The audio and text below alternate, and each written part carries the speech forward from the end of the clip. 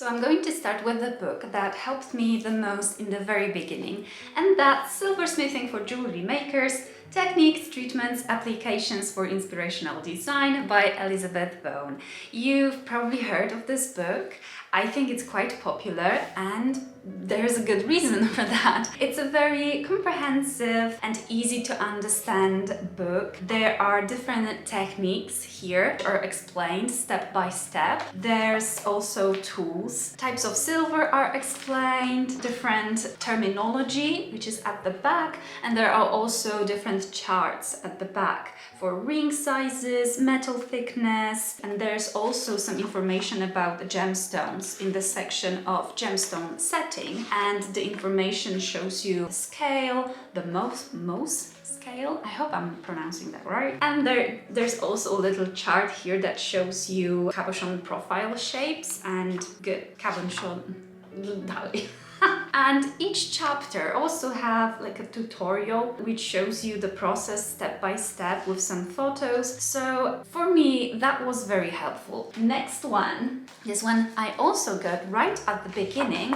and it's Jewelry Making, a Complete Course for Beginners by James McGrath. And again, this is an excellent book because it starts by really sharing the basic information from finding inspiration, gathering ideas, exploring those ideas, using photography, evaluating your ideas, translating ideas. So if you want something that starts with the designing process, this book might be for you. Then there's help with ordering metals, testing techniques, few words about workbench, very detailed, and essential tools. This one helps you understand what tools you will need, what they are used for, and they are all combined into sections of bending tools, forming tools, soldering tools.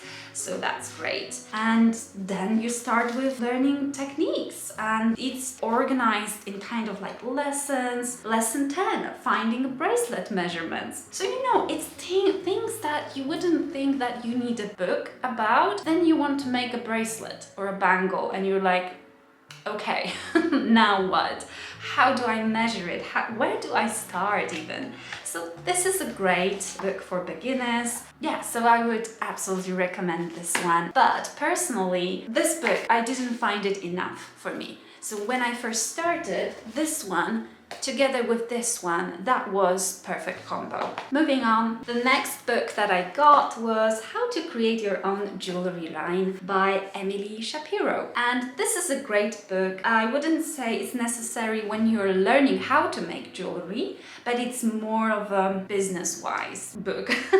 Design, production, finance, marketing, and more. Emily takes you through her own process when starting your jewelry line. She is also sharing information about books, YouTube, private lessons, online classes. So she is telling you how to start from scratch, how to price. There's also a whole chapter about producing your jewelry. So she is giving you pinpoints how you could do that if you are going to do it yourself in small batches, or if you are going to outsource your jewelry. She also shares information about different techniques. So this book is actually great if you don't even know what kind of jewelry you want to create, if you want to go for resin, if you want to go for silver, gold, things like that. So you could use it to learn how to start your own jewelry line. Next two books are the ones that I wanted to learn a bit more, improve my skills, and the first one is The Guide to Gemstone Setting Styles and Techniques by Anastasia Young, and the other one is The Art of Soldering for Jewelry Makers, Techniques and Projects, and I really hope I will pronounce this name right,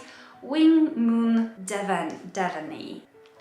I will write the names and titles on the screen so it will be easier for you to find. I apologize if I mispronounced anything. Both of these books, in my opinion, are really great because one is about stone setting and the other one is about soldering.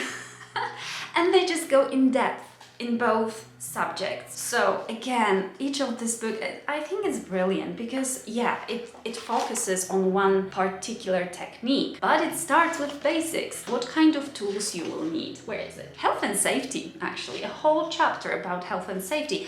And to be honest, with silver, gold jewelry making, that's actually very important. I think, I'm not sure, that's just my personal opinion. We tend to pass on that one, forget about it. Yeah, we'll get goggles and a mask, fine. Sometimes gloves, but I can see that many jewelers even skip that one part, unless your fingers start to burn.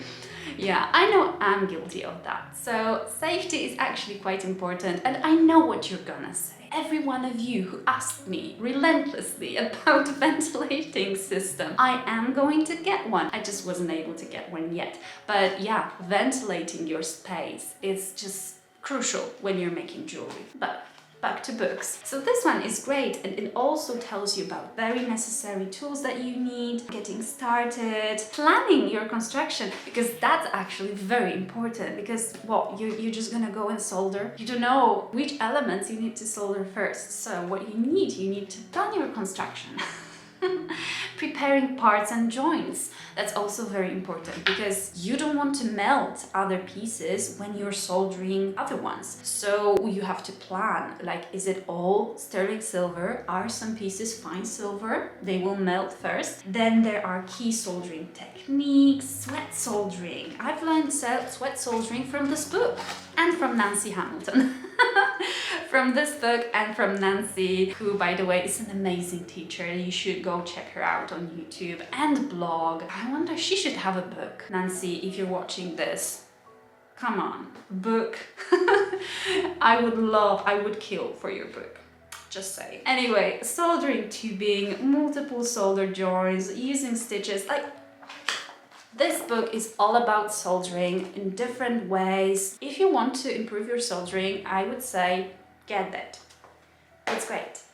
And same with Guide to Gemstone Setting. What I love about this one, it appears that I had a lot of notes inside.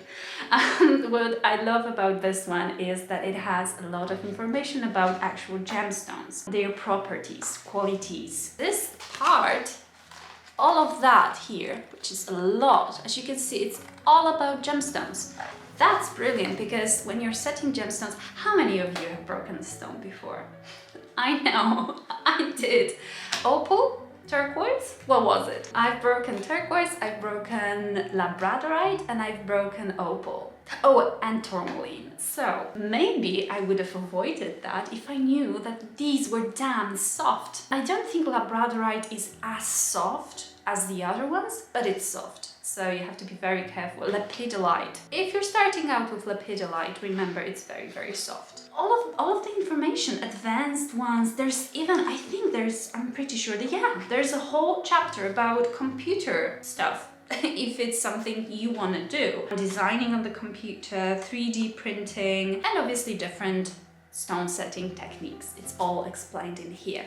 I really recommend it. And the newest addition to my collection is this little book.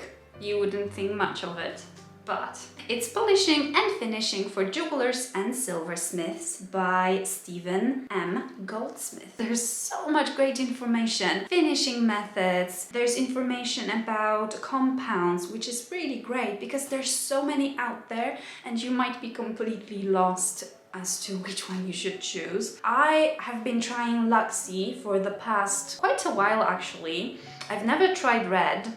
Where is it? Rogue. Rouge. It's not Rogue. Oh my god, sorry. Anyway, dressing a mop, using, different polishing tools and different ways to finish. I think that's really, really great. A great little gift. Honestly, if you want to gift something to someone who's learning jewelry or improving, I think this could be a great little gift. And that's all when it comes to books that I use for learning. But I started searching for books that could be used for inspiration. You know, something that you can flip through and check out designs, and maybe I would inspire you to create your own designs, or just, you know, art that you really love and you want to look at it more often, and that could inspire you. So my first album like this is Hokusai. So I went to Hokusai exhibition, and it's beautiful, incredible. It was so amazing to see all of these prints, you know, in person. It's incredible, and I couldn't help myself, and I purchased an album. There was like a huge one, which I really wanted, but it was out of stock. So I got the smaller one, which is also great. Oh, look at that! Accidentally, completely by accident, opening on my favorite one. I just really love it. And if you remember, I made this in silver. I tried to recreate it in silver as a necklace, which Steve has. And there's few more that I would really like to try. Oh, I love this series.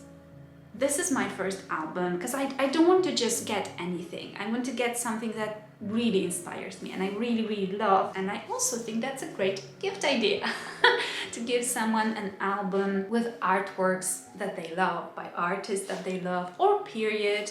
I know I really want one with Art Nouveau, and that's something I will be getting sometime in the near future, or something with plants and flowers and things like that, because I think this is great. Something that has a lot of elements in there, like botanical book with butterflies, you know, all of these little elements that we are using on a daily in our jewelry making. Like, it depends on what style you have, but a lot of jewelers do. They are inspired by nature, and flipping through a book like that could help you, you know, also understand design from the construction point of view. Like, you will look at it and you'll be like, okay, so this is how I have to do it, or this is how I have to draw it. Anyway, that was a long chatty video, but I hope you enjoyed it, and I will see you in the next one.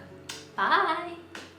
If you're still watching, let me know in the comments below which book is your favorite and if you're going to get one of those, or if you have a book that you could recommend to me, because I would love to get something new, something that would be very useful. Anyway, thanks so much. Bye.